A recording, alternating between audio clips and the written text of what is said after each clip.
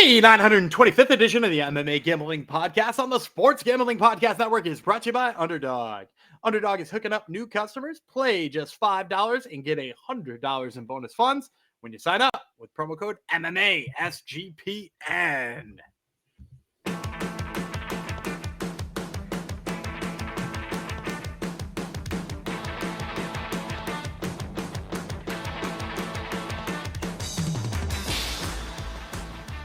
Heidi Ho DeGenerinos. Welcome to episode 925 of the MMA Gambling Podcast on the Sports Gambling Podcast Network, dedicated to who?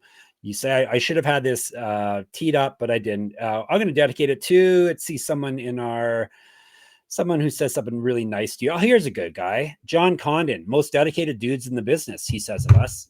I assume he's speaking of us. Well, thank you, John Condon. This episode is dedicated to you. I am one half of the dedicated duo. I would be El Picante, Jeff Fox, alongside me, Danny Gumber-Vreeland.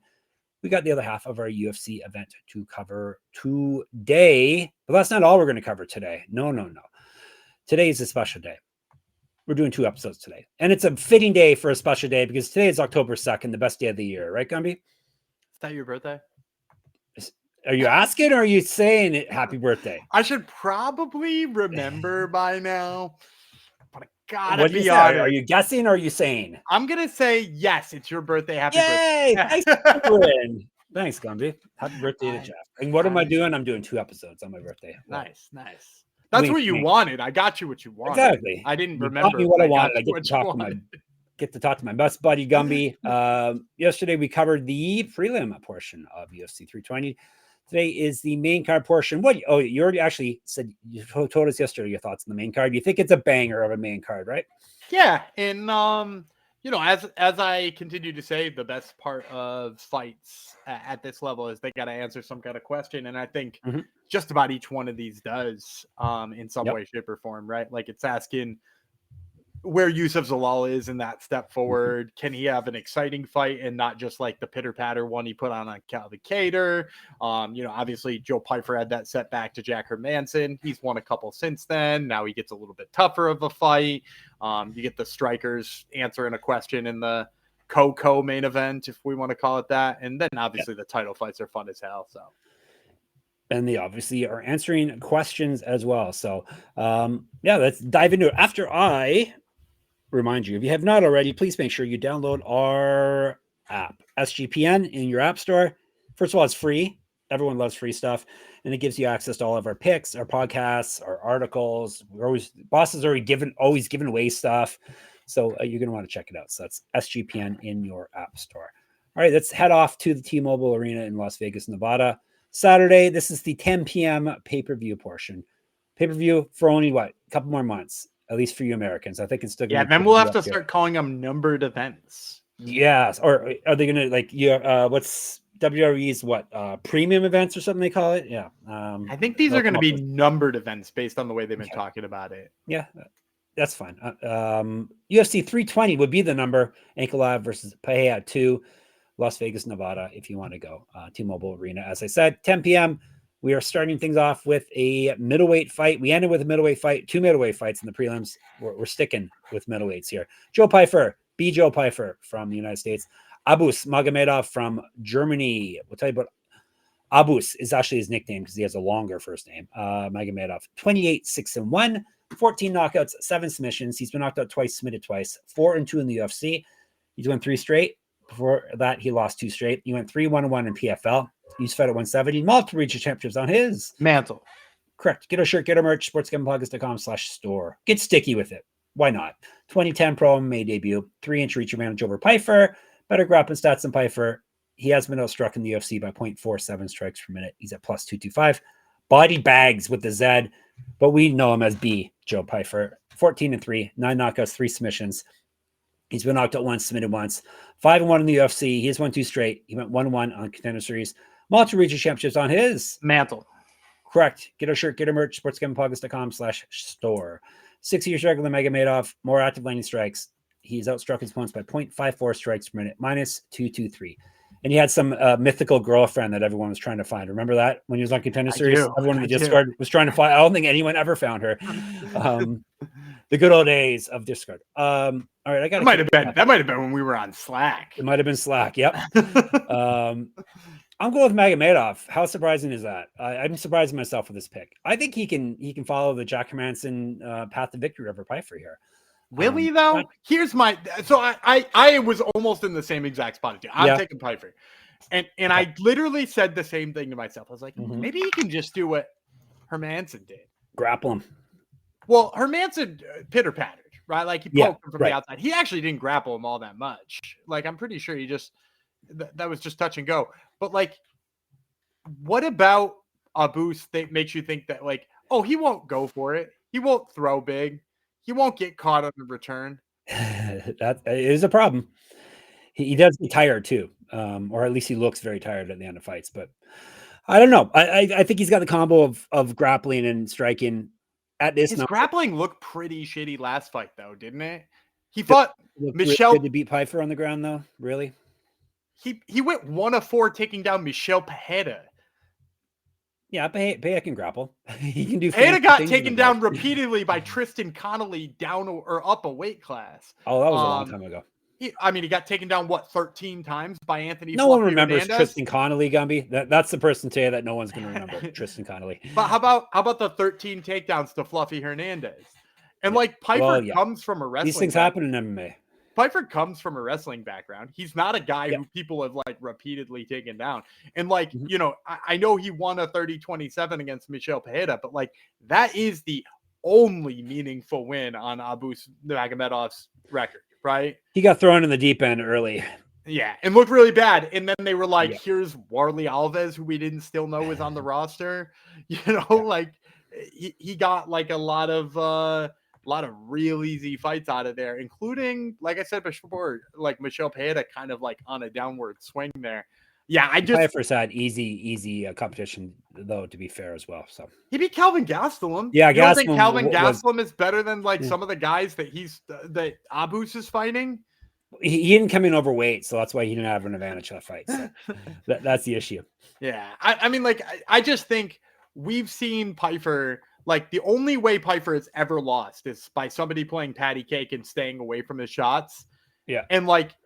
Since then, we've seen Pyfer knock it. His next 2 opponents, he's knocked down a combined 3 times.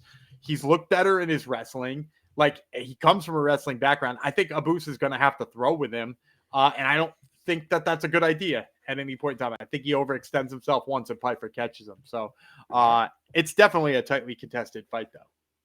We shall see. All right.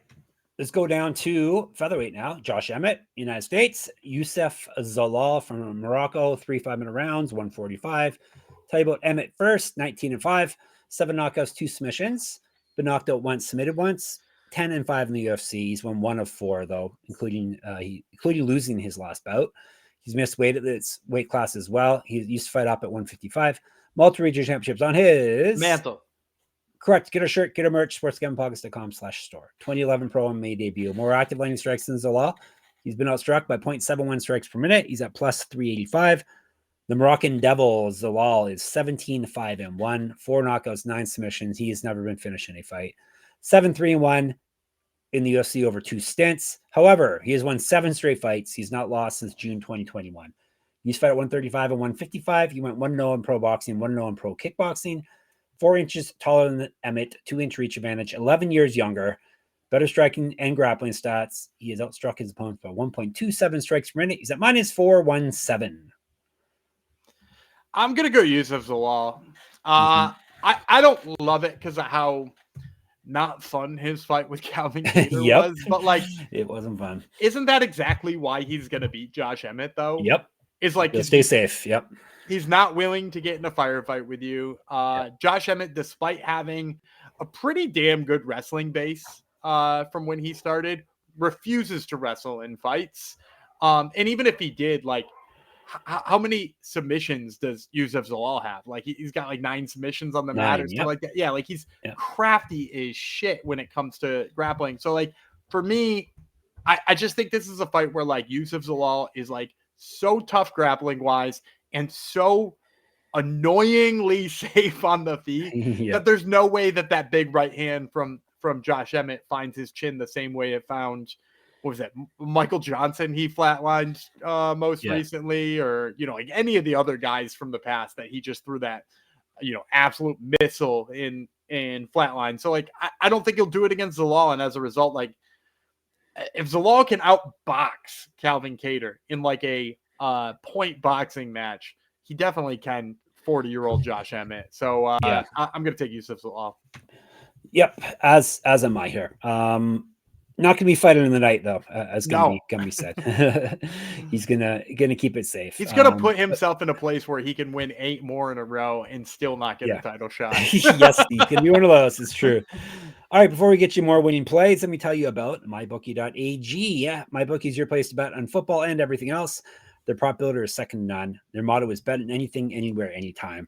Easy deposit, lightning fast payouts using crypto. Check out the MMA lines. We're talking about UFC lines, and basically all the regional events we cover are pretty much over at mybookie.ag. And when you do head over there, make sure you use our promo code to sign up, MMA SGPN. That way you get 100% bet back bonus up to $500 for new customers. So mybookie.ag, promo code MMA SGPN, and NoVig. NOVIG. We're also brought to you by NoVig. NoVig is America's #1 sports prediction market. Since NoVig is an exchange, you know you're getting some of the best prices in the market. NoVig is available in 35 plus states. Download the NoVig app and get $50 when you spend $5 if you use our promo code SGPN. Get in on the action with NoVig, promo code SGPN. All right. That fight may be boring. This one shouldn't be. It is at light heavyweight. Jiri Prochazka doesn't really generally get in boring fights whatsoever, especially one that's going to be a striking battle. He is from the Czech Republic. He's fighting Khalil Rountree Jr. from the United States of America. They're fighting at 205. And we're going to tell you about Rountree, the warhorse. First, he's 14-6 with 1 no contest, 9 knockouts. He's been knocked out 3 times, submitted once. 10-6 with 1 no contest in the UFC. He's won 6 of 7, including his last bout. He went 2-1 the Ultimate Fighter. Used to fight at 185. 2014 Pro MMA debut. He's been outstruck in the UFC by 0.45 strikes per minute, plus 161. BJP or Denisa for Prochazka, 31-5-1. 27 knockouts, 3 submissions. He's been knocked out 4 times, submitted once. He's going the distance, Yanni says. 5-2 in the UFC. Former champion in the UFC. Lost win over his last 4. He won via TKO in his last bout. His 2 losses were to Alex Pereira, though. Multiple regional championships on his mantle. Correct. Get a shirt, get a merch, sportsgamblingpodcast.com/store. Use fight up at heavyweight, 2012 Pro MMA debut. He's a gold medalist in Muay Thai in Czech Republic. 2-inch taller than Rountree, 4-inch reach advantage, 2 years younger. He's more active landing strikes, and he's got better grappling stats than Rountree. He's outstruck his opponents just barely in the UFC, 0.04 strikes per minute. So basically a wash there, minus 160. It's me. I was like, it was you. Give me Prochazka here. I like the number here. It's going to be a striking battle, and I'm going to take him in a striking battle against most people, not named Alex Pereira. I think he's going to put too much damage on Rountree for Rountree to last this fight. Probably we'll be finishing him. If you want to get a better number here, I would take Prochazka via knockout. I just, I don't see how Rountree's going to, like I said, last in there, especially with a guy with his power and with a reach advantage over him. I'm going with Khalil Rountree. Ooh, really? And you know me, I love Jiri Prochazka. But what is Jiri Prochazka's biggest weakness in terms of what he does is that his striking defense is not good. Yeah, he likes to get hit. Yeah, he doesn't mind getting hit, right? And he is not the more technical fighter in this fight. He is the less technical striker. Now, he's dangerous because he doesn't care.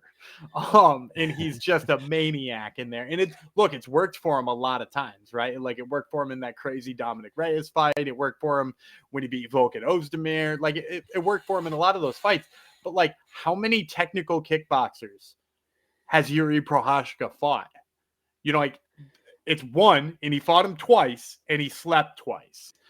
It's because when he fights a technical kickboxer, that guy stays out of the way of the crazy stuff, and he counters and hits him. And look, we looked at it last time with Khalil Rountree, right? Khalil Rountree fighting in his last fight. He has the game plan where he knows now, at his stage of his career, he can't go in there and just be a maniac. He can't go in there and throw wild. He went in that fight against Jamal Hill. By the way, you took Jamal Hill in that fight. I remember. Also, Jamal Hill was back in the Apex last night. Oh no, I missed that. Nice. I saw him in the crowd. Nice. I was like, oh, the nature is healing. Exactly. You're back. Yeah, but like he knows to be the smarter kickboxer in so many of his fights, and like especially as he's gotten later into his career, I just see Jiri being heavy pressure. He's gonna throw wild. And like the wilder he gets, the more he's going to eat return shots. And we know Khalil Rountree hits hard enough to put people out. So, he's got 10 knockouts in his career. It's not like Jiri hasn't been knocked out somewhat recently. So I'll take Khalil Rountree in this one. I'm surprised. I didn't see that coming. I'm not saying you're I wrong. love Jiri too. Like I've interviewed him a couple of times. He's like the weirdest guy out there. And I love a guy like that. I just can't get over how much he likes to get hit. He does get hit. It's true. All right, let's go to our co-main event. Nothing but title fights the rest of the way. This is for the UFC Bantamweight Championship. Merab Dvalishvili from Georgia, Cory Sandhagen from the United States of America. 5-minute rounds, 135. The Sandman. Sandhagen, 18-5, 8 knockouts, 3 submissions. He's been submitted once. That means he's durable. 11-4 in the UFC. He's won 4 of 5. TKO win in his last bout. He's fought at 145. Regional champ, 2015 pro MMA debut. 5 inches taller than Dvalishvili, 2-inch reach advantage over him. A year younger, better striking stats, and he's more active when he strikes than Dvalishvili is. And he's outstruck his opponents by 1.72 strikes per minute, plus 345. The Machine, Merab Dvalishvili. Fitting name, 20-4. 3 knockouts, 2 submissions. He's been not submitted once. 13-2 in the UFC. He is a champ. He's successfully defended his title twice. He's won 13 straight fights. Submission win in his last bout. He's not lost since April 2018. He started his UFC career off with back-to-back losses, which rarely you see. I think Dos Anjos, Rafael Dos Anjos did as well and went on to win a belt. But yeah, it's a rare thing to see that happen. Regional champ. Used to fight at 145, 2014 pro MMA debut. He's a silver medalist in Sambo. He's got better grappling stats than Sandhagen. Shock. He's outstruck his opponents by 1.83 strikes per minute. Minus 368. A wide one. Yeah, I'm going Dvalishvili. I was wondering if you're going to take a swing on Sandhagen. But no, again, he's another one of my guys that I'm picking against here, which seems maybe to be the theme of this card. But Merab is too. Like, I've always loved Merab. I'm not going to sit here and play MMA math because I know you're going to scoff at that pretty quickly. No, go ahead. Go right ahead. Cory Sandhagen couldn't grapple Umar, right? That was the downfall in that fight. Could he stand with him? Yes. Could he get back up when he was down? Yes. But the bottom line is there was too many bad grappling positions for him to win a decision in that fight. What happened when Umar faced Dvalishvili? Dvalishvili had his way with him. He could do whatever he wanted in that fight. And so, for me, you've got a guy who can manhandle Cory Sandhagen getting manhandled by Dvalishvili. You just have to assume that the grappling of Dvalishvili is gonna play up. And what are Cory Sandhagen's finishes in the past, right? The flying knee KO of Frankie Edgar and his completely toasted brain. The armbar of Mario Batista, 15 years ago at this point, in a short notice debut for Batista. He's got good wins on there, but it's just he's not going to finish Merab Dvalishvili. And who goes in there and outworks him for 25 minutes? It's just it's an insane sentence to say. Who will outwork Dvalishvili? Nobody. You need a finisher in there with him, and I don't see one nearby. So I'll take Merab. Merab does get caught, but he doesn't get finished. That's the thing. Yeah, that's right. We've seen him get hit and rocked and stuff, but it would be cool. By people who shouldn't hurt him either. It would be cool if Cory won, but I can't pick against Merab at this point until you see the cardio finally starting to slow down, or his body falls apart or something. At this point, I don't see anyone beating him. So, like I said, it'd be cool if Cory did, but Merab's got to be the smart pick here. So, all right, before we get to the main event, let me tell you about Underdog Fantasy. Underdog Fantasy is a great place to play fantasy pick'em, where you can win up to 500 times your entry. Simply pick higher or lower on your favorite player's stats. It's available for a ton of sports. Gummy probably has a play for you right now. Sure. We'll stick with baseball. I got the higher than on Carson Kelly's hits, runs, and RBIs. They're going to be facing Yu Darvish in the game 3 that is just finally, going to happen here on because it just got clinched that game 2 went to the Padres. So I'm going to take that because he's 3 for 10 off of Yu Darvish in his career, which is a pretty good looking number. He hit a home run in game 1. So let's take the higher than on Carson Kelly. All right. And listen to this. Underdog's got a brand new offer for new customers. Play just $5 and get $100 in bonus funds when you sign up with our code and only our code MMASGPN. And Rhythm, RITHMM. Rhythm is off to a great start in college football and the NFL. Rhythm has introduced a leaderboard with weekly cash prizes just for tracking your bets in the app. Track 5 bets of the same type from any model you build, and you can win $1,000. Gumby, do you have a play for us? Sure. Yeah, we're gonna go with NFL. What are we? Are we week 6 or week 5? We're week 5. Yeah, I don't know why I was gonna say week 6 there. We'll take week 5. I'm gonna take the. Man, this is hard to say, but I'm gonna take the Vikings. I'm gonna take them over the Browns. The Vikings have looked kind of yucky lately too, but the Browns just announced that they're going to be using their backup quarterback is going to get his shot in there, Gabriel.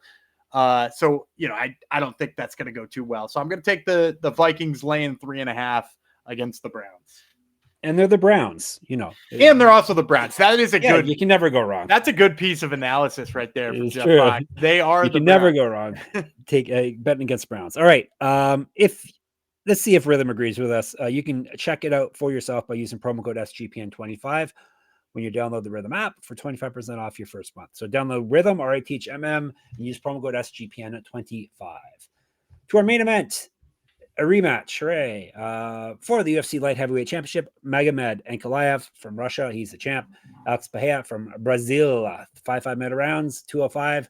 The challenger, Poatan Pereira, 12-3 with 10 knockouts. He's been knocked out once, submitted once, 9-2 in the UFC. He's a 2-time former champ. He fought at 185, won the belt there. Now he's at 205 and was the champ there as well. He's won 5 of 6, but he did lose his last bout to the champion, Ankalaev. Immediate rematch, right? He's got multiple kickboxing championships on his mantle, we'll say. 1-0 as a pro boxer, an inch taller than Ankalaev, 4-inch reach advantage. More active lining strikes than Ankalaev. He's outstruck his opponents with 1.5 strikes per minute, plus 239. Ankalaev, 21-1 with 1 no contest. So 20 wins, 1 loss, 1 draw, 1 no contest, 10 knockouts. Been submitted 1 time. 12-1-1 with 1 no contest in the UFC. He is the champ. This is his first title defense. 3-0 over his last 3. He's not lost since March 2018. Regional champ, 2014 pro MMA debut. Sambo champion, 5 years younger than Pereira. He's outstruck his opponents by 1.2 strikes per minute, minus 240. I've switched my pick here, and I'm going against what I usually go. I'm going with Pereira. At this number, I couldn't resist. Let's go. Yeah, you too? Good. Of course. It's not like he got... I could understand this line if he got totally steamrolled in the first fight, but he didn't. It was a very close fight. Some people say Pereira won the fight. I don't think he won the fight, but he didn't get outclassed and he didn't get out wrestled is more important. Yeah, that's the thing. And can Ankalaev survive striking with him for another 25 minutes? I'm guessing no. So give me Pereira as a big dog. Well, and where are the adjustments in this fight, right? That's what you always have to ask in a rematch, right? Pereira threw those leg kicks early. He had success with them early too. It's worth noting. He probably, was doing more of the damage with them. Then when Ankalaev started stepping through him, he started tagging him a little bit, and Pereira got a little gun shy, and he, deviated from his game plan and started not throwing as much. And the adjustment there is we don't spam the leg kick until he starts hitting us. We use it sparingly and when we need to, and we hit him some other way. If I'm counting on one of these guys to get better on the feet in this fight, it's definitely Pereira. And then on top of that, the grappling already wasn't great there for Ankalaev. And I know everybody sees the EV name and automatically thinks this dude is some sort of amazing grappler. But the bottom line is he's got 21% takedown accuracy. And it's not like Pereira spends a lot of time on bottom anyway. He's a guy who gets up pretty quick. So, yeah, I think Pereira just sort of figures out the stand-up game. I think he comes in with some new wrinkles here that maybe Ankalaev's not expecting. And I think we see him with a little bit more aggression on the front foot doing some damage. All right. There you go. Let's give you a recap and we'll give you our extra plays at the end. Both have Pereira. Both have Dvalishvili. I have Prochazka. He has a Rountree. Both have Zalal. I have B like Abus, Magomedov. He has B like Joe, Pyfer. All right. Locks, dogs, props, and then a hungry man something. We'll let you kick things off. Gumby, what's your lock of the week? I'm gonna go Austin Vanderford. I know it's kind of a bigger number, but he's the one I feel most confident in. It's -275 we talked about yesterday. Yep. He's my pick. And for your lock of the week, you like, man, you don't like going with a big number. No. You usually like picking something we agree on. Not a lot of tight numbers we agree on here. I don't know what you're going to pick. I'll be honest. I'm taking Yuri Prochazka. Okay. I had that locked in before. I knew you were taking. I was surprised, but you take him Rountree. But yeah, I'm taking Prochazka. I explained why just a few minutes ago. What's the number you got on that?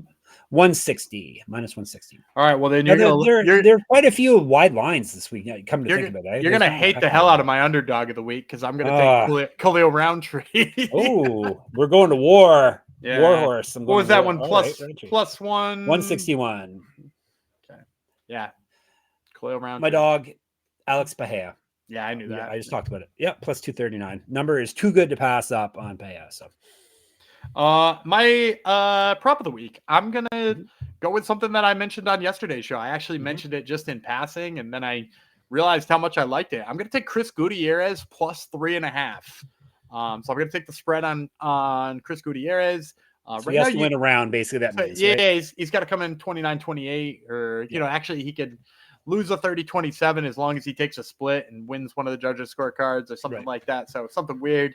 But yeah, +3.5. You can get it +195, which I think is pretty damn good against Farid Basharat. Yeah, for sure. Since we both took the money line on that 195, you said? Yeah.